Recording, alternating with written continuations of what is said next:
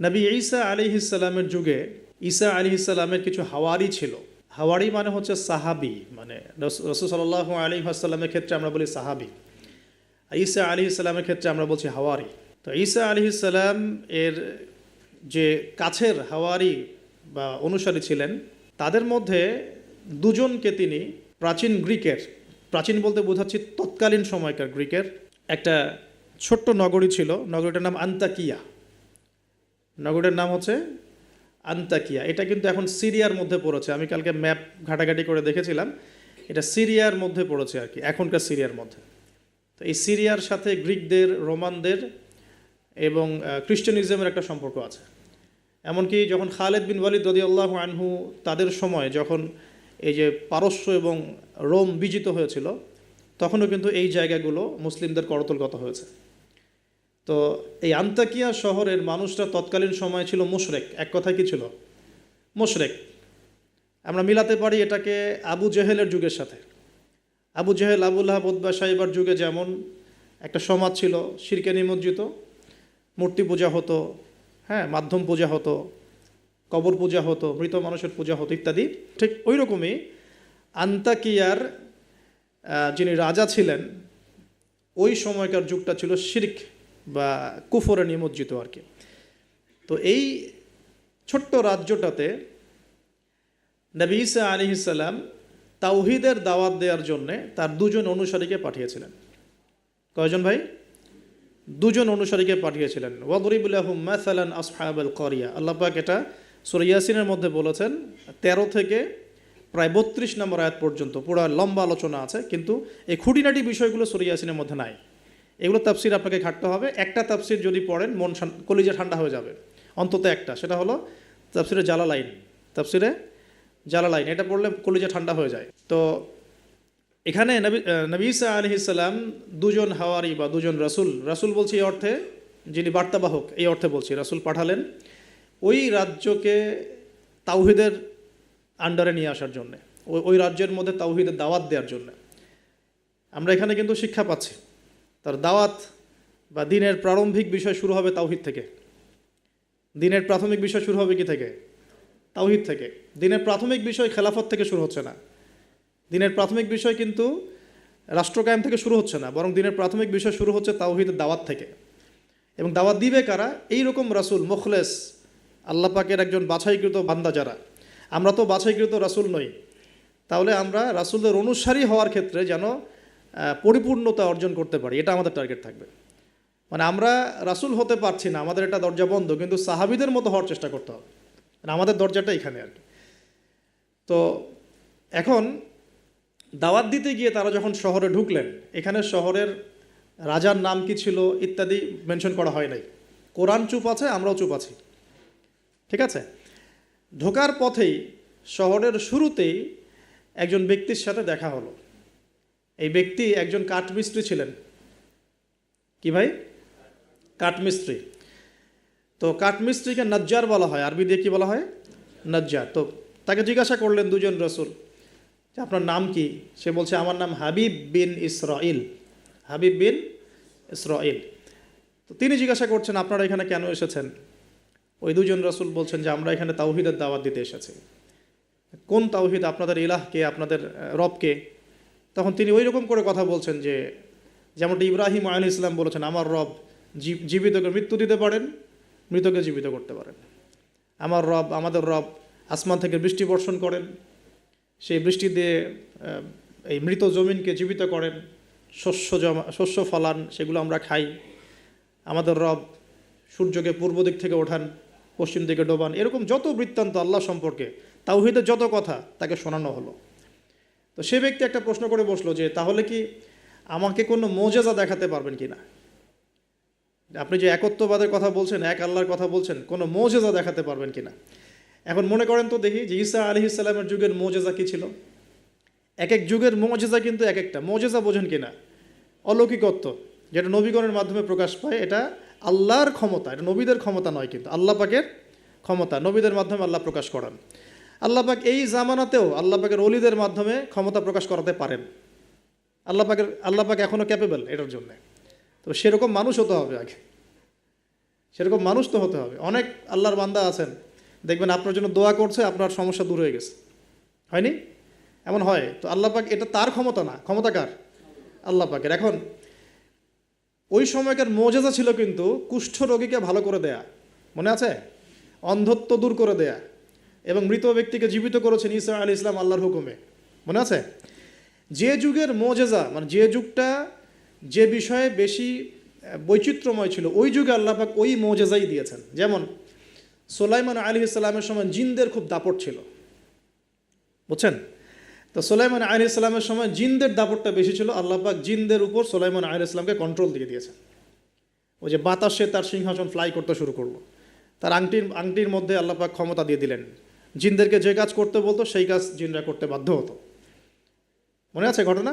আচ্ছা, আবার মুসা আলাইহিস সালামের সময় জাদুবিদ্যার চর্চা হতো, জাদুবিদ্যার চর্চা। এই চর্চা কিন্তু এখনও হয়, এখনও জাদুবিদ্যার চর্চা হয়, ব্ল্যাক ম্যাজিকের চর্চা এখনও হয়। এগুলো থেকে বেঁচে থাকাটা খুব বেশি ইম্পর্টেন্ট, কারণ এগুলোতে ইফেক্টেড হয়ে গেলে অনেক সমস্যা হয়ে যায়। আমি শেষের দিকে প্রশ্নোত্তর পর্বে কিছু আয়াত বলে দেবো আপনাদেরকে ইনশাআল্লাহ। এই কোরআনের আয়াতগুলো নিয়মিত পড়বেন ইনশাআল্লাহ তাআলা। তো ওই সময় আল্লাহ পাক মুসা আলাইহিস সালামকে লাঠি দিয়ে জাদুবিদ্যার বিপরীতে মোজেজা দেখিয়েছেন, মানে যখন যেটা তার বিপরীতে সেই মোজেজা, বুঝতে পারছেন? নবী সাল্লাল্লাহু আলাইহি ওয়াসাল্লামের যুগে কবি সাহিত্যের যুগ চলছে, একদম কাব্য সাহিত্য নিয়ে তারা খুব গর্ব করত। আল্লাহ পাক কোরআন নাজিল করলেন, সব সাহিত্য ধসে গেল। এটা কোরআনের মোজেজা। আবার ঈসা আলাইহিস সালামের সময় চিকিৎসা বিজ্ঞানের খুব জয় জয়কার চলছিল আর কি। চিকিৎসা শাস্ত্র নিয়ে মানুষের অনেক বেশি মানে আগ্রহ ছিল, যেটা এটা দিয়ে এটা হয়, এটা দিয়ে এটা হয়। আল্লাহ পাক তখন এমন মর্যাদা দিয়েছেন যে মৃত মানুষকে জীবিত করে দেখিয়ে দিয়েছেন। তো এই দুই ব্যক্তিকে ওই নাজ্জার হাবিব বিন ইসরাইল, সে ব্যক্তি বলছে যে আমাদেরকে কোনো মর্যাদা দেখাতে পারো কিনা। এখন সে বলছে ঠিক আছে, মর্যাদা দেখাতে পারবো ইনশাআল্লাহ। আমার এই সন্তান, আমার এই ছেলে দীর্ঘদিন থেকে চোখে অসুখে ভুগছে, এক চোখ নষ্ট হয়ে যাচ্ছে, তুমি শেফা দিতে পারবে কিনা আল্লাহর হুকুমে। আল্লাহ পাকের দরবারে তারা সেজদায় পড়ে গেলেন, আল্লাহর কাছে সাহায্য চাইলেন, তার চোখে হাত বুলালেন, আলহামদুলিল্লাহ চোখ ভালো হয়ে গেল। এগুলো কিন্তু কোনো গাল গল্প নয়। এবার হাবিব নাজ্জার, তার কিন্তু বিশ্বাস হয়ে গেল, হ্যাঁ এটা তাওহীদের ফসল, এটা তাওহীদের ফসল। এবার তিনি দেনান সাক্ষ্য দিলেন যে আশহাদু আল্লা ইলাহা ইল্লাল্লাহ ওয়া আন্না মুহাম্মাদান, তখন ছিল না, তখন ছিল কি ঈসা রূহুল্লাহ ওয়া আবদুহু, এরকম একটা কালিমা ছিল তখন, ঠিক আছে? তো তিনি মুসলমান হয়ে যেটা করলেন, ওই জনপদের থেকে নির্জনতা অবলম্বন করা শুরু করলেন। তিনি মুসলমান হয়ে কিন্তু জনপদের ভিতর ঢুকে পড়েন নাই, প্রথমে একটু নির্জনতা অবলম্বন করা শুরু করলেন, কারণ সমাজের সবাই কিন্তু মুশরিক। এখন ওখানে যদি আপনি সরাসরি ঢুকে যান, ঢুকায় আপনি এখন যদি জোরে জোরে তাকবীর দেওয়া শুরু করেন, তাহলে তো রিমান্ড হবে আর কি। তো তিনি নিজেকে একটু সেফ করে একা একা ইবাদত করা শুরু করলেন। এখানে আমাদের শিক্ষা আছে কিন্তু। আমি এই হাবিবে নাজ্জারের ঘটনা, ওই তৎকালীন সময়কার ওই আন্তাকিয়া শহরের শিরক, এগুলোর সাথে আপনি বর্তমান বিশ্বকে মেলাতে পারবেন। এখনকার বিশ্বের অবস্থাও কিন্তু মোটামুটি এরকমই। অনেক আলোচনা আমি আগে করেছি বিগত লেকচারগুলোতে, যে এই ওয়ার্ল্ডের প্রতিটা ডিপার্টমেন্টেই শিরক আছে, একদম এডুকেশন থেকে শুরু করে, শিক্ষা থেকে শুরু করে পলিটিক্স পর্যন্ত সবখানেই শিরক আছে। কোনো জায়গায় শিরক বাদ নাই। ইকোনমিক্সেও শিরক আছে, সামাজিক কালচারে শিরক আছে, আমাদের চিন্তা দর্শনে শিরক আছে, আমাদের মিডিয়ার মধ্যে শিরক আছে, আমাদের বুদ্ধিজীবীদের মধ্যে শিরক আছে, আমাদের রাজনীতিবিদদের মধ্যে শিরক আছে, আমাদের ধর্ম নেতাদের মধ্যেও শিরক আছে কোনো কোনো জায়গায়, আছে না? আছে। যদি আপনি ভালো করে খিজিরের মতো দেখতে শেখেন, আপনি বুঝতে পারবেন এই ওয়ার্ল্ডটা শিরকের আন্ডারে আছে। এই অবস্থায় হাবিবে নাজ্জার শহরে ঢুকে দাওয়াতি কাজ শুরু করেন নাই, একা একা তিনি নিজেকে তৈরি করেছেন। আগে তাস্কি, আধ্যাত্মিকতা অর্জন করার চেষ্টা করেছেন, ইবাদত বাড়িয়েছেন। এদিকে ওই দুজন রাসূল তারা শহরে প্রবেশ করলেন, বেশ কিছু সময় তারা মানুষকে দাওয়াত দেওয়ার চেষ্টা করলেন, কিন্তু মানুষ ইসলাম কবুল করছে না। ঠিক মক্কার অবস্থার মতোই। এই সূরাটা কোথায় নাজিল হয়েছে? মক্কায়। কোথায়? এই সূরা কিন্তু মদিনায় নাজিল হয় নাই। তাহলে এই সূরার মধ্য দিয়ে আল্লাহ পাক রাসূল সাল্লাল্লাহু আলাইহি ওয়াসাল্লামকে শিক্ষা দিচ্ছেন, সাহাবীদেরকেও শিক্ষা দিচ্ছেন। ঠিক মাক্কি পরিবেশের মতোই তৎকালীন পরিবেশটা ছিল। আর মাক্কি পরিবেশ মানে, আমি অনেকদিন আগে বলেছি, মাক্কি পরিবেশ মানে শিরক, মাক্কি পরিবেশ মানে সুদ, রিবা, মাক্কি পরিবেশ মানে হচ্ছে মাদক, মাক্কি পরিবেশ মানে জেনা, ব্যভিচার, মেয়েদের মানহানি আর গোত্রীয় হানাহানি, এগুলো মক্কা মানে এগুলো, যেটা এখনকার ওয়ার্ল্ডে চলছে। আপনি যদি ছোট ছোট সেন্সে চিন্তা করেন না, তাহলে আমাদের সোসাইটিটাও মাক্কি। ছোট সেন্সে চিন্তা করেন, এখানে শিরক দিয়ে ভর্তি, রিবা সুদ দিয়ে ভর্তি, মাদক দিয়ে ভর্তি, মেয়েদের যে জেনা ব্যভিচার পর্নোগ্রাফি এগুলো দিয়ে ভর্তি, আর কি গোত্রীয় হানাহানি তো আছেই, এটা এখন পলিটিক্যাল হানাহানিতে রূপ নিয়েছে, কোনো কোনো জায়গায় ধর্মীয় হানাহানি হচ্ছে, মসজিদে ভাগাভাগি হচ্ছে, আছে মক্কার আদর্শ কিন্তু এখনও সমাজের মধ্যে আছে। খালি দার্শনিক দৃষ্টিভঙ্গিতে দেখতে শিখুন, একটু খিদিরের মতো দেখতে শিখুন। এখন দেখুন, এই দুজন রসুল দাওয়াত দেওয়ার পর, দীর্ঘদিন দাওয়াত দেওয়ার পরে যখন মানুষ ইসলাম কবুল করছে না, তখন তারা প্রকাশ্যে মানে আল্লাহু আকবার তাকবীর এটা দেওয়া শুরু করেছিল। যখনই বের হতেন তারা তাকবীর দিতেন, আল্লাহু আকবার আল্লাহু আকবার আল্লাহু আকবার লা ইলাহা ইল্লাল্লাহ লা ইলাহা ইল্লাল্লাহ, এভাবে প্রকাশ্য দাওয়াত দেওয়া শুরু করলেন। ঠিক আব্দুল্লাহ বিন মাসউদ রাদিয়াল্লাহু আনহুর মতো। নবী সাল্লাল্লাহু আলাইহি ওয়াসাল্লাম একদিন বললেন যে, কে আছো কুরাইশদেরকে কোরআন শোনাতে পারো? তারা তো কোরআন শুনতেই চায় না, কোরআন বললেই কানে আঙ্গুল ঢুকায় দেয়। হ্যাঁ, কোরআন বললেই তারা কাপড় দিয়ে মাথা আবৃত করে, এগুলো কোরআনে আছে কিন্তু। তখন আব্দুল্লাহ বিন মাসউদ, সুবহানাল্লাহ, রুয়াইয়াল গানাম বলা হতো তাকে, মানুষ তাচ্ছিল্য করতো, মানুষ তাকে তাচ্ছিল্য করতো, তার পা ছিল সরু, মানে চিকন সরু, পা দেখে আবু জেহেল হাসাহাসি করতো, সুবহানাল্লাহ। আর ওই পায়ের নিচেই আবু জেহেলের মৌত আল্লাহ লিখেছিলেন, সুবহানাল্লাহ। ওই পা দিয়ে তার আবু জেহেলের বুকের উপর পাড়া দিয়ে তিনি তাকে গর্দান কেটেছেন বদরের মাঠে। খালি 13 বছরের ব্যবধান, সময়ের ব্যবধান, খালি জাস্ট টাইম টক্স, মানে সময় কথা বলে না, সময় কথা বলে। এই আব্দুল্লাহ বিন মাসউদ রাদিয়াল্লাহু আনহুর পায়ের তলেই আবু জেহেল আবার মারা গেছে। তো এই আব্দুল্লাহ বিন মাসউদ রাদিয়াল্লাহু আনহু বললেন যে, আমি শোনাবো কুরাইশদেরকে কোরআন ইনশাআল্লাহ। তারপর তিনি বের হয়ে কাবা ঘরের সামনে গিয়ে আর রহমান আল্লামাল কোরআন খালাকাল ইনসান এই তেলাওয়াত শুরু করলেন। বাস, মায়ের শুরু হলো। এখন যদি আপনি বের হয়ে সবার সামনে বলেন, আল্লাহর হুকুম ছাড়া কোনো হুকুম নাই, ইনিল হুকমু ইল্লা লিল্লাহ, আল্লাহর হুকুম ছাড়া কোনো হুকুম নাই, ওয়া মান লাম ইয়াহকুম বিমা আনজালাল্লাহু ফাউলাইকা হুমুল কাফিরুন, মায়ের একটা মাটিতে পড়বে? একটাও গায়েবই হয়ে যেতে পারেন আপনি, নাই আউট অফ হিস্ট্রি। আপনি আপনার কথা মানুষ ভুলেই যাইতে পারে, হয় না এমন? আর যদি জাতিসংঘে গিয়ে বলেন যে এর যত বেইজ আছে সব শিরকের উপর আছে, সারা ওয়ার্ল্ডের মধ্যে শুধু ইসলামিক খেলাফা চলবে, তাহলে কি হবে? তো এই অবস্থা হয়েছে আব্দুল্লাহ বিন মাসউদ রাদিয়াল্লাহু আনহুর। বেচারা মক্কায় গিয়ে কাবা ঘরের সামনে গিয়ে বলছে, লা ইলাহা ইল্লাল্লাহ, আল্লাহ ছাড়া কোনো মাবুদ নাই, আর রহমান আল্লামাল কোরআন খালাকাল ইনসান আল্লামাহুল বায়ান, হ্যাঁ ফাবিআইয়ি আলাই রাব্বিকুমা তুকাযযিবান। বাস, আবু জেহেল, আবু লাহাব, উতবা, সাইবা সবগুলো মেরে মারা শুরু করেছে। তাহলে শিক্ষা হচ্ছে এগুলো সুন্নত। শিক্ষাটা কি? দিনের পথে যদি সত্যিকার কেউ ইফোর্ট দেয়, তাহলে এই জিনিসগুলো তার ভাগ্যে আসবে।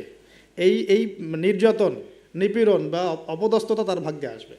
যাদের ভাগ্যে আসছে না, 100% বলতে পারবো যে সেটা সঠিক পথ নয়, 100%। হ্যাঁ, সঠিক পথের ডানে বামে আমরা চোরা রাস্তা খুঁজি, তো সঠিক ক, সঠিক খ, সঠিক গ, হ্যাঁ, সঠিক অল্প সঠিক, বেশি সঠিক, একটু বেশি সঠিক, মানে এরকম আর কি। সত্যিকার অর্থে ওই রকম সঠিক পথে গেলে এগুলো আসবেই। তো এটা একটা ফলসিফিকেশন টেস্ট, যাদের উপর এগুলো আসতেছে সন্দেহ নাই যে ইনশাআল্লাহ তারা সঠিক পথে আছে। তারা সারা দুনিয়া থাক না থাক ওই ব্যক্তি সঠিক পথে আছে, না হলে তার উপরে এগুলো আসতো না। এখন যাই হোক, ওই দিকে যাচ্ছি না আমি। এখানে এই দুজন রাসূল সেম ভূমিকা পালন করলেন। ব্যাস, এবার রাজা তাকে গ্রেফতার করা শুরু করলো। কোন রাজা? আন্তাকিয়া শহরের রাজা কিন্তু খ্রিস্টান ধর্মাবলম্বী ছিলেন। রাজা খ্রিস্টান ধর্মাবলম্বী ছিলেন না। খ্রিস্টান ধর্মাবলম্বী হওয়ার জন্য ঈসা আলাইহিস সালাম তাকে দাওয়াত দিচ্ছেন আর এই দুজন রাসূলের মাধ্যমে। তো রাজা তখন এই দুজন ব্যক্তিকে ধরে রেখে দিল।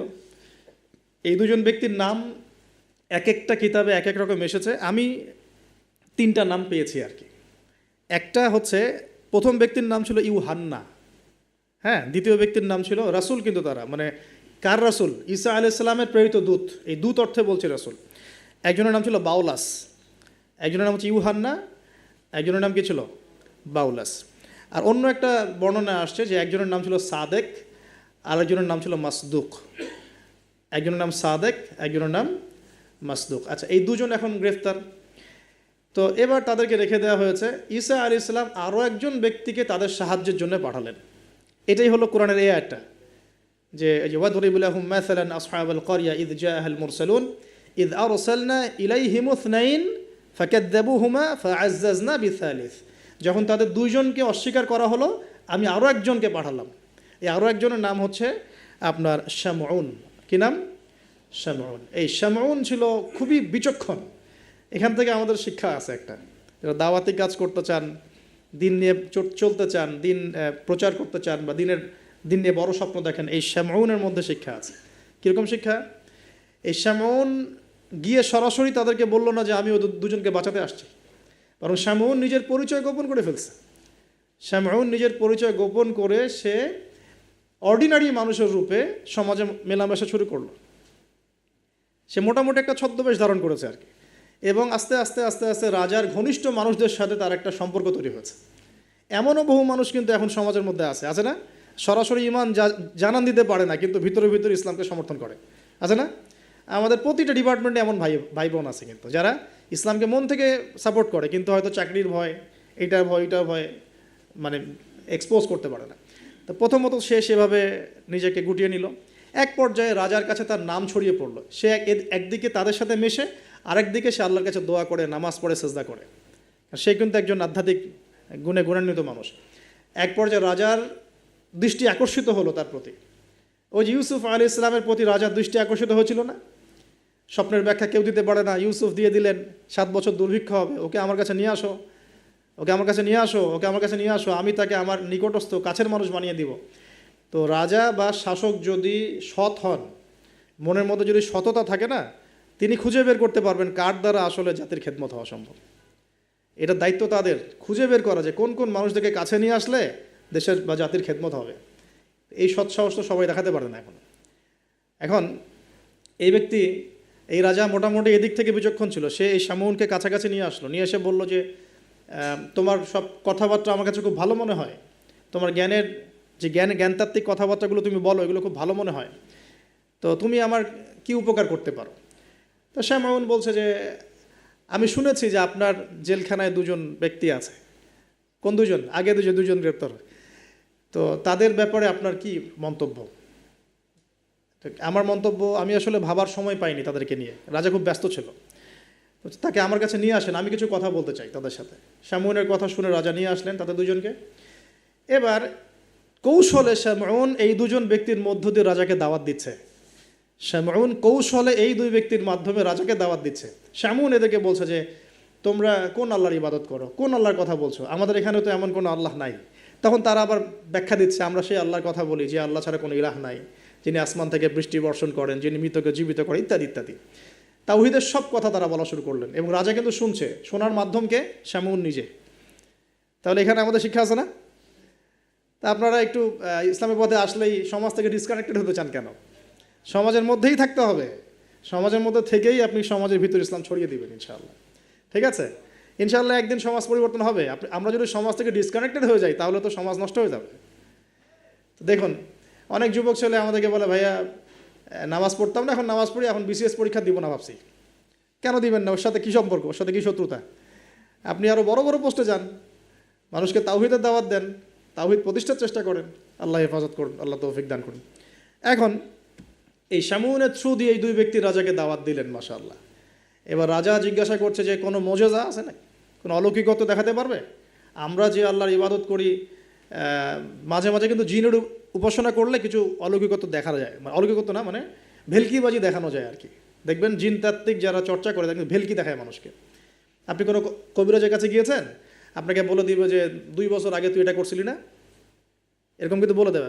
আপনাকে ধাক্কা লাগলো যে হ্যাঁ তাই তো, আমার তেমন হয়েছে। আসলে ও যে জিনের উপাসনা করে, ওই জিন আপনার যে কারিন আছে এর সাথে কানেকশন ফিক্স করে আর কি। কারণ আপনার জিন ফিউচার জানে না, কিন্তু আপনার জিন তো আপনার হিস্ট্রি জানে। আপনার জিন আপনার হিস্ট্রি জানে। তো তখন আপনার কাছে মনে হলো হ্যাঁ তাই তো, আমি তো অমুক দিন অমুক মেয়ের জন্য দাঁড়াইছিলাম ওইখানে। হ্যাঁ আচ্ছা ঠিক আছে। এখন সে বলল যে হ্যাঁ আমরা মৌজেজা দেখাবো ইনশাআল্লাহ। কি মৌজেজা? 7 দিন আগে একটা বাচ্চা ওই রাজ দরবারে মারা গেছে। কয়দিন আগে? দাফন হয়নি এখনো, 7 দিন আগে মারা গেছে, লাশ সংস্কার হয়নি, লাশের অবস্থাও ভালো না। এখন এই 2 ব্যক্তি আল্লাহর কাছে দোয়া করলেন, আল্লাহ আজকে যদি তুমি মৌজেজা আমাদের হাত দিয়ে আমাদের মাধ্যমে দেখাও, ইনশাআল্লাহ এরা তাওহীদের উপর চলে আসবে। তো আল্লাহ রাব্বুল আলামিন মুআজিজা দেখালেন, ওই 7 দিনের মৃত বাচ্চা জীবিত হয়ে উঠল। এবার জীবিত হয়ে সে বলে উঠল যে আমি আসমানে দেখেছি, এই বাচ্চা বলছে এবার, আমি আসমানে দেখেছি একজন সুন্দর, মানে চুলের বর্ণনা দেওয়া হয়েছে যে আমরা যেটাকে সিল্কি চুল বলি আর কি, লম্বা কাত পর্যন্ত সিল্কি চুলওয়ালা একজন মানুষ, একজন ব্যক্তি 3 জনের জন্যে আল্লাহর কাছে দোয়া করছে। কয়জনের জন্যে? তার মানে সে মেবি ঈসা আলাইহিস সালামের দিদার পেয়েছে, মেবি, আল্লাহ ভালো জানেন, এটা বারজাক। এখন রাজা এবার হকচকিয়ে গেল 3 জনকে, কে? আমরা তো 2 জন জানি, 3 জনকে। তখন ওই ব্যক্তি বলছে শামউন একজন, এই ব্যক্তি একজন। তখন শামউন দেখলেন যে রাজার এর উপর বেশ প্রতিক্রিয়া সৃষ্টি হয়েছে কথার উপরে। তখন শামউন আরও বড় চাপ দিল এই 2 জনকে, যে না, তোমাদের এটা হয়তো কোনো জাদু হতে পারে। শামউন, তোমাদের কোনো জাদু হতে পারে, আমাদের এই রাজার এক মেয়ে মারা গেছেন, তোমরা পারলে তাকে জীবিত করে দেখাও দেখি। এবার তারা 2 জন আবার সেজদায় পড়ে গেলেন, আল্লাহর কাছে দোয়া করলেন। আল্লাহ রাব্বুল আলামিন ওই রাজার দীর্ঘদিন আগে মৃত্যুবরণকারী একজন মেয়ে, তাকে কবর থেকে জীবিত করে তুলে দিলেন। এই মেয়ে একই কথা বলছে যে আমরা দেখেছি এই 3 জনের জন্য একজন ব্যক্তি আল্লাহর কাছে দোয়া করছে। এবার মাশাআল্লাহ মুজিজা প্রকাশ পেয়ে গেল। কিন্তু এই মুজিজা প্রকাশ পাওয়ার পরেও আপনারা তো জানেন যে ফেরাউনের সামনে কতগুলো মুজিজা দেখানো হয়েছে। 9টা। কয়টা? 9টা। একবারে 9টা না, কিন্তু ব্যাক টু ব্যাক, বছর বছর 9টা। তারপরে কি ফেরাউন ঈমান আনছে? আবু জেহেলের সামনে কতগুলো মুজিজা আসছে, সে কি ঈমান আনছে? আজারের সামনে কি ইব্রাহিম আলাইহিস সালামের মতো মানুষ থাকা সত্ত্বেও সে কি ঈমান আনছে? এরকম বহু মানুষ পৃথিবী থেকে চলে গেছে যাদের সামনে অগণিত মুজিজা আসার পরেও ঈমান নিয়ে আসে না। আবার অনেক মানুষ এক দোয়ার বরকতে ঈমান নিয়ে চলে আসছে। খালিদ বিন ওয়ালিদের কথা শুনুন। খালিদ বিন ওয়ালিদ রাদিয়াল্লাহু আনহু উহুদে যুদ্ধ করেছেন ইসলামের এগেনস্টে। যখন নবী সাল্লাল্লাহু আলাইহি ওয়াসাল্লাম বিদায় হজের আগে যখন তিনি ওমরা করেছেন, বিদায়ের ওমরা হজটা কাজা করেছেন, ওই সময় তিনি এসে শুধু একটা চিরকুট লিখে দিয়েছিলেন যে যদি খালিদ মুসলমান হতো তাহলে তার জন্য কতই না ভালো হতো। নবীজি এটাও বলেননি খালিদ আসো ইসলাম কবুল করো, তোমার আগের সব গুনাহ মাফ হয়ে যাবে, এটা এতটুকু বলেন নাই। নবীজি বলেছেন, খালি চিরকুটে লিখে দিয়েছেন যে যদি খালিদ ইসলাম কবুল করতো তাহলে কতই না ভালো হতো। এই একটা কথাই তার মনে এমন দাগ কেটেছে, তিনি নিজে গিয়ে মদিনা ইসলাম কবুল করে আসছেন। আর তারপরে তো জানেন তার হাতে ইসলামের কতগুলো বিজয় হয়েছে। প্রায় 80 থেকে 100টা ব্যাটেল তিনি লড়ছেন ইসলামের জন্য, এবং কোনো ব্যাটেলেই তিনি কিন্তু পরাজিত হন নাই। তাকে বলা হয় সাইফুল্লাহ, আল্লাহর তরবারি। এখানে একটা কথা বলি, এই মানুষকেও শয়তান ওয়াসওয়াসা দিত। এই খালিদ বিন ওয়ালিদ রাদিয়াল্লাহু আনহুকেও এই যে বললাম না, চোখ লাগা, বদনজর, ওয়াসওয়াসা, এই সমস্যা হতো। এই সমস্যাগুলো আমাদেরও হয়, হ্যাঁ, এবং এই অনলাইনের মাধ্যমে এটা বেশি হয়। তখন তিনি এসে নবীজিকে বলছিলেন যে আমাকে একটা দোয়া শিখায় দেন ইয়া রাসূলুল্লাহ। তিনি কিন্তু বীর বিক্রম, একজন সাহসী বীর সাহাবী। নবী সাল্লাল্লাহু আলাইহি ওয়াসাল্লাম তাকে দোয়া শিখিয়ে দিয়েছেন যে আউযু বিকালিমাতিল্লাহি তাম্মা মিন কুল্লি শাইতানি ওয়া হাম্মা ওয়া মিন কুল্লি আইনিন লা। ঠিক আছে, আউযু বিকালিমাতিল্লাহি তাম্মাতি মিন গাদাবিহি ওয়া ইকাবিহি ওয়া শাররি ইবাদিহি ওয়া মিন হামাজাতি শায়াতিন ওয়া আন ইয়াহদুরুন। দেখেন কোথা থেকে কোথায় আসলাম। এখন কোথায় ছিলাম জানি? হ্যাঁ, এই যে মুজিজা দেখার পরেও তো বহু রাষ্ট্রপ্রধান ইসলাম কবুল করে না, করেছে? করে না। এখনও তো আপনার সামনে আমার সামনে মুজিজা পড়ে আছে। কি মুজিজা? কোরআন। কেউ কোরআন নিয়ে একটা ভুল প্রমাণ করুক, একটা বিধান প্রমাণ করুক যে মানবতা বিরোধী, বা এটা এই যুগে চলে না, ওই যুগে চলতো, এর মধ্যে এক জাররা পরিমাণ ভুল কেউ বের করতে পারে কিনা দেখুক। তারপরেও তো মানুষ কোরআন মেনে চলছে না। ব্যাপারটা এরকম হচ্ছে না? এখন রাজার সামনে অনেকগুলো মুজিজা দেখানো হয়েছে ঠিকই, কিন্তু রাজা তাদেরকে কবুল করে নাই। ফিনিশিং হলো এটা। এবার এই 3 জনকে শাস্তি দেওয়া হবে। শামউনের আসল রূপ তো প্রকাশ পেয়ে গেছে। এবার শামউনের কি আসল রূপ প্রকাশ পেয়ে গেছে। এবার 3 জনকে শাস্তি দেওয়ার প্ল্যান করা হয়েছে। তখন তারা আল্লাহর কাছে দোয়া করলেন যে আল্লাহ আমাদেরকে এই জালেমের জুলুম থেকে আল্লাহ হেফাজত করো। তো তাদেরকে আটকে রাখা হয়েছে, পাথর নিক্ষেপ করে হত্যা করা হবে, এটা হচ্ছে রায় ওদের। ওই সময়কার রায়গুলো এমন ছিল, রজম করে হত্যা করা হবে, বা বড় বড় কিছু গাভী ছিল ওদের, সোনার দিয়ে তৈরি বা পিতল দিয়ে তৈরি, এর ভিতরে মানুষকে ঢুকিয়ে নিজ দিয়ে আগুন জ্বালিয়ে দেওয়া হতো। চিন্তা করতে পারেন? তারপরে শুলদণ্ড ছিল, পিছনের রাস্তা দিয়ে লোহা আছে না, পেঁচানো লোহা বাকিয়ে ঢুকিয়ে মাথার মগজ দিয়ে বের করে দেওয়া হতো। এগুলো ছিল শুলদণ্ড। একজন সাহাবী খুবাইব রাদিয়াল্লাহু আনহুকে এইভাবে দণ্ড দিয়ে হত্যা করা হয়েছে, নাউযুবিল্লাহ। সুবহানাল্লাহ। আল্লাহ পাক তাকে জান্নাতের শীর্ষ মর্যাদা দান করুন, দোয়া করি। তো এবং তিনি ওই যে বলেছিলেন ইন্তেকালের আগে, লাস্তু উবালি হিনা উকতালু মুসলিমান আলা আই জামবিন কানা লিল্লাহি মাসরুই। ওনাকে বলা হচ্ছিল যে তোমার জায়গায় মুহাম্মদ সাল্লাল্লাহু আলাইহি ওয়াসাল্লামের যদি নখ কেটে ফেলি, তুমি কি মুক্তি নিবা? তো তখন তিনি বলেছিলেন যে লাস্তু উবালি হিনা উক্তালু মুসলিমান, আমি কোনো পরোয়াই করি না যখন আমাকে মুসলমান রূপে শহীদ করা হচ্ছে। আলা আই জামবিন কালিল্লাহি মাসউই, আমাকে যেদিকেই পাশ ফেরানো হোক না কেন সেটা আল্লাহর জন্যই। ওয়াযালিকা লিল্লাহি ওয়া ইয়াশা, তিনি এমন একজন ইলাহ যিনি চাইলে ইউবারিকা আলা ফি কুল্লি শিলউইন মুমাজ্জা, তিনি আমার প্রত্যেকটা গোস্তের টুকরায় হাড্ডিতে বরকত দিতে পারেন। তো এই সাহাবীর ইন্তেকালের খবর মদিনায় পৌঁছে যায়। এটা পড়ে নিয়েন, এটা রাজির ঘটনা, রাজির ঘটনার মধ্যে পাবেন। সিরাত অবশ্যই পড়বেন, আর আমার জন্য দোয়া করবেন যে আমি চেষ্টা করছি আগামী বইমেলা আসার আগেই সিরাতের উপর একটা অনবদ্য কিতাব লেখার জন্য। আল্লাহ পাক তৌফিক দান করুন। সমস্ত সিরাতের বইগুলোকে একত্রিত করে, এবং আমার টুকটাক কিছু গবেষণা আছে ভাঙাচুরা, সহজ সাধ্যভাবে, যাতে ইয়াং জেনারেশন খুব সহজে বুঝতে পারেন সিরাটাকে, একটা মোটামুটি 500,000 পৃষ্ঠা একটা বই আসবে ইনশাআল্লাহ আযজা ওয়া জাল্লা। আল্লাহ পাক তৌফিক দান করুন, আমিন। তো অনেকে অনেক টপিকের কথা বলেছিলেন আমাকে যে এটা নিয়ে লিখেন, এটা নিয়ে লিখেন, ভাই এটা নিয়ে লিখেন, ভাই আখিরুজ্জামান নিয়ে লিখেন, ঠিক আছে? তো আমি বললাম যে না, আগে রাসূল সাল্লাল্লাহু আলাইহি ওয়াসাল্লামের বরকত দিয়ে শুরু হবে ইনশাআল্লাহ। আল্লাহ নবীর বরকত যার কপালে নসিব হবে ইনশাআল্লাহ তার ফিউচারটা ভালো হবে ইনশাআল্লাহ। তো আল্লাহ পাক আমাদেরকে সহজ করুন, তৌফিক দান করুন। এখন এখানে এই তিনজনকে আটকে রাখার পর যেটা বলছিলাম, এবার তাদেরকে পাথর নিক্ষেপ করে হত্যা করার কথা বলা হয়েছে, আর তারা এখানে আল্লাহর কাছে দোয়া করছেন। এর ফলশ্রুতিতে ওই রাজ্যের মধ্যে দেন দুর্ভিক্ষ শুরু হয়ে গেল। কী হলো ভাই? একদম দুর্ভিক্ষ। ওয়ার্ল্ড কি আসতেছে দুর্ভিক্ষের দিকে? আসতেছে, সবর করেন। তো এখন আমি একটা লেকচারে বলেছিলাম যে এই ইকোনমিক স্যাংশন বা ইকোনমিক এই যে ইনফ্লুয়েশন যেগুলো হয়, এগুলো থেকে বাঁচার জন্য সূরা ইউসুফের মধ্যে একটা হেদায়েত আছে।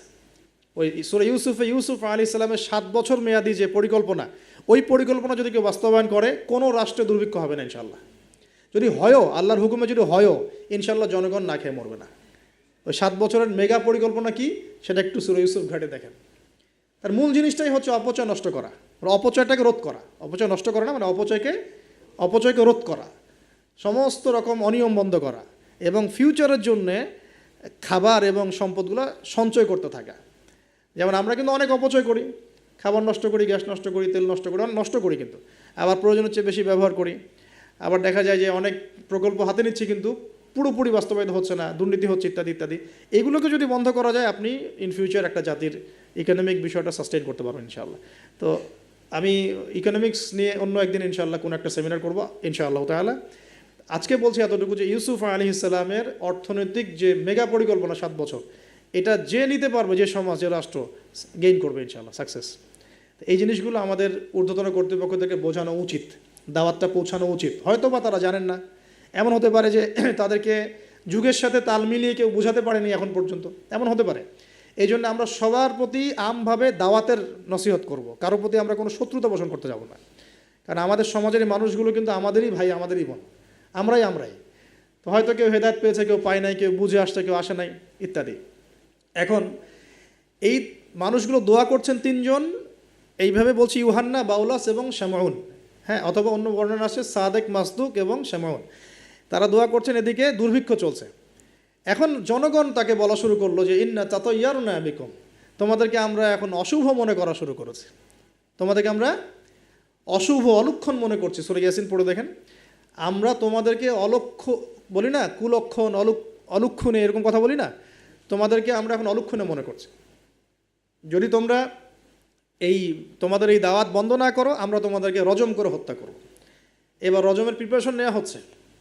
এবার সেই ঘটনা, ওয়াজা মিন আকসাল মাদিনাতি রাজুলুন ইয়াসআ। এবার ওই মদিনা মানে কিন্তু নগর, মদিনা মানে একটা শহর, মদিনা মানে ওই শহরের দূরবর্তী একটা জায়গা থেকে, দূরবর্তী জায়গা মানে কোনটা? ঢোকার এন্ট্রেন্সটা, ওই যে হাবিবে নাজ্জার, মনে আছে? ওয়াজা রাজুলুন, হ্যাঁ, ওয়াজা মিন আকসাল মাদিনাতি রাজুলুন ইয়াসআ, একজন ব্যক্তি দৌড়ে আসলো। ইয়াসআ মানে দৌড়ে আসলো। ইয়াসআ ক্বালা ইয়া কওমি ইত্তাবিউল মুরসালিন, দৌড়ে এসে তখন তার ওই ব্যক্তি কওমকে বলছে, হে আমার কওম, এই রাসূলদের অনুসরণ করো। সুবহানাল্লাহ। কোন ব্যক্তি এটা? তাহলে এখানে আমাদের যারা সাধারণ মুসলিম আছে, আমাদের শিক্ষা আছে তো নাকি? হাবিবে নাজ্জার কত বড় একটা সাহসিকতার পরিচয় দিল এখানে, দেখেন। সে দৌড়ে এসে যখন শুনতে পারলো যে ওই রাসূলদেরকে হত্যা করার প্রিপারেশন নেওয়া হয়েছে, দৌড়ে এসে কওমকে বলছে, হে আমার পুরো কওম, তোমরা রাসূলকে অনুসরণ করো। ইত্তাবিউ মান লা ইয়াসআলুকুম আজরান ওয়া হুম মুহতাদুন, তোমরা সেই রাসূলদের অনুসরণ করো যারা তোমাদের কাছে কোনো প্রতিদান চাচ্ছে না এবং তারা হেদায়েত প্রাপ্ত আছে। সুবহানাল্লাহ। ওয়ামা আলিয়া লা আ'বুদুল্লাযী ফাতারানি ওয়া ইলাইহি তুরজাউন। তাকে এবার এই হাবিব নাজ্জারকেও ধরা হয়েছে, তুইও আর এই গ্রুপে আসিস, তাহলে ওকেও ধরে মানে মারার প্রিপারেশন নেওয়া হয়েছে এবং তার রজমটা আগে করা হয়েছে আর কি। এই তাফসীর বলছে যে এই রজমটা আগে করা হয়েছে, শেষ পর্যন্ত এই রাসূলদেরকে হত্যা করা হয়েছে কিনা এটা আমি স্পষ্ট করে পাইনি, কিন্তু এই হাবিবে নাজ্জারকে যে হত্যা করা হয়েছে এটা স্পষ্ট করে পেয়েছে, একদম স্পষ্ট করে জালালাইনে আসছে এই জিনিসটা। এখন এই তাকে ধরা হলো, তুইও তাদের গ্রুপের মধ্যে একজন। তো সে বলছে ওয়ামা আলিয়া লা আ'বুদুল্লাযী ফাতারানি ওয়া ইলাইহি তুরজাউন, আমি কেন আল্লাহর ইবাদত করব না? তার অ্যান্সারটা এরকম, আমি কেন আল্লাহর ইবাদত করব না যে আল্লাহ আমাকে এভাবে সৃষ্টি করেছেন এবং তার কাছে আমাকে ফিরে যেতে হবে? কোন লজিকে আমি তার ইবাদত করব না? মানে তাওহীদের যত রকম সংজ্ঞা তিনি শেখালেন, বললেন, বোঝালেন, মানুষ বুঝতে চাইল না। এবার তাকে রজম করা হচ্ছে এবং সুবহানাল্লাহ, ওয়ামা লিয়া লা আ'বুদুল্লাযী ফাতারানি ওয়া ইলাইহি তুরজাউন আ'তাখিযু মিন দুনিহি আলিহা ইন ইউরিদনি রাহমানু বিদুররিন লা তুগনি আন্নী শাফাআতুহুম শাইআ ওয়া লা ইউনকিযুন ইন্নী ইযাল লাফি দালালিম মুবিন। তিনি বলছেন যে আল্লাহ আমাকে সৃষ্টি করেছেন সে আল্লাহর আমি ইবাদত না করে আমি কার ইবাদত করব? আল্লাহ রাব্বুল আলামিন যদি আমাকে কোনো কল্যাণ করতে চান কেউ ঠেকাতে পারবে না, আল্লাহ পাক যদি কোনো অকল্যাণ করতে চান কেউ আমাকে বাঁচাতে পারবে না। আর আমি যদি এই তাওহীদ জানার পরেও শিরকে যাই তাহলে আমি স্পষ্ট বিভ্রান্তির মধ্যে থাকবো। তার লজিকগুলো কত চমৎকার। এবার তাকে হত্যা করা হচ্ছে আর কি। হ্যাঁ, সুবহানাল্লাহ, ইন্নী ইযাল লাফি দালালিম মুবিন ইন্নী আমানতু বিরাব্বিকুম ফাসমাউন। সে বলছে ইন্নী আমানতু বিরাব্বিকুম ফাসমাউন, তোমরা আমাকে হত্যা করছো কিন্তু জেনে রাখো যে আমি, তোমরা শুনে রাখো, জেনে রাখো না, ফাসমাউন তোমরা শুনে রাখো, তোমরা আমাকে হত্যা করছো করো কিন্তু শুনে রাখো যে আমি ঈমান এনেছি আমার রব এবং তোমাদের সবার রবের প্রতি। আমি তোমাদের এইসব তন্ত্রমন্ত্র শিরিক কুফর এসবে বিশ্বাস করি না। এবং এই রজমে যখন তার মৃত্যু হয়ে যায় বলা হচ্ছে যে মৃত্যুর আগেই অথবা মৃত্যুর সময় তাকে আল্লাহ রাব্বুল আলামিন তার জান্নাতের ঘরটা দেখালেন। সুবহানাল্লাহ, ক্বালা ইয়া লাইতা কওমি ইয়ালামুন। সুবহানাল্লাহ, ক্বালা ইয়া লাইতা কওমি ইয়ালামুন, তখন যে বলছে হায় আমার জনপদ, হায় আমার কওম, যদি তারা জানতো, যদি তারা বুঝতো যে আল্লাহ পাক আমাকে কি পরিমাণ নেয়ামত দিয়েছেন, কোন জান্নাতে আমি আছি, এইটা যদি আমার জনগণ বুঝতো তাহলে সবাই ঈমান নিয়ে আসতো। দেখেন কোরআনে এই ব্যক্তির নাম উল্লেখ করা হয় নাই। ওয়াজা আমিন আকসাল মাদিনাতি রাজুল, মানে দূরবর্তী জায়গা থেকে একজন লোক ছুটে আসছে, কে সেই লোক আল্লাহর কাছে এটা বড় কথা নয়, মানে নামটা কি সেটা বড় কথা নয়, তার আকীদাটা কি, তার আমলটা কি, তার তাওহীদটা কি, এটা সবচেয়ে বড় কথা। তো এখন এই হাবিবে নাজ্জারের এই শাহাদাত হয়ে গেল এবং আন্তাকিয়াবাসীর উপরে এবার কি হলো আল্লাহ পাক সেটাও বলছেন। তাওহীদের স্পষ্ট দাওয়াত পাওয়ার পর যখন তারা স্বীকার করলো না, তারা আবু জেহেলের মতো আচরণ করলো, আবু লাহাবের মতো আচরণ করলো, উতবা সাহেবার মতো আচরণ করলো, ওই ফেরাউন নমরুদ তাদের মতো আচরণ করলো। হিস্ট্রি কিন্তু একই, সব একই জনপদে ঘুরছে গেলে। এই মুশরিকদের মতো আচরণ যখন অব্যাহত থাকলো, আল্লাহ পাক বলছেন যে আমি তাদের উপরে কোনো বড় সেনাবাহিনী পাঠাই নাই, আমি তাদের উপরে কোনো বড় সেনাবাহিনী পাঠাই নাই, কোনো বাহিনী নাজিলও করি নাই, শুধু ছিল এটা সয়হাতান ওয়াহিদা, একটা মাত্র বড় বিকট চিৎকার। ইন কানাত ইল্লা সয়হাতান ওয়াহিদা, শুধুমাত্র একটা বজ্রনিনাদ, প্রচণ্ড শব্দে আল্লাহ পাক পুরো কওমকে ধ্বংস করে রেখে দিলেন একশেষ। এই কওমে কতজন মানুষ ছিল? হয়তো বা 1 লাখ, 2 লাখ, 3 লাখ, 4 লাখ, 5 লাখ, 10 লাখ, আল্লাহ ভালো জানেন। এর মধ্যে 4 জন ব্যক্তির নাম আমরা পাচ্ছি তাওহীদপন্থী। ওই 4 জন ব্যক্তিকে কেন্দ্র করে সূরা ইয়াসিন আয়াত নাজিল হয়েছে। রাসূল সাল্লাল্লাহু আলাইহি ওয়াসাল্লাম মক্কায় হয়তো হাজার হাজার মানুষ ছিল, কিন্তু আমরা আবু বকর, ওসমান, ওমর, আলীর নাম মনে রাখছি। আসহাবুল কাহাফের মধ্যে হয়তো হাজার হাজার লাখ লাখ মানুষ ছিল, কিন্তু আমরা ওই 7 জন বা 9 জন যুবকের কথা মনে রাখছি। খেয়াল করে দেখেন ইব্রাহিম আলাইহিস সালামের সময় হয়তো লাখ লাখ মানুষ ছিল সমাজের মধ্যে, কিন্তু আমরা মনে রাখি ইব্রাহিম আলাইহিস সালাম, লূত আলাইহিস সালামের কথা, বিবি সারা আলাইহিস সালামের কথা, হাজরা আলাইহিস সালামের কথা, এই কয়জন মানুষের কথা, ইসমাইল, ইসহাক। এরকম প্রত্যেক যুগে যুগে আপনি দেখবেন যে তাওহীদপন্থী মানুষের সংখ্যা কিন্তু কম এবং আল্লাহ পাকের অনুগত বান্দাদের সংখ্যা খুব কম। এই ঘটনাটা আল্লাহ রাব্বুল আলামিন এই আন্তাকিয়াবাসীর এই ঘটনাটাকে সূরা ইয়াসিনের এই 13 থেকে প্রায় 32 নম্বর আয়াত পর্যন্ত পুরোটা নিয়ে আসছেন।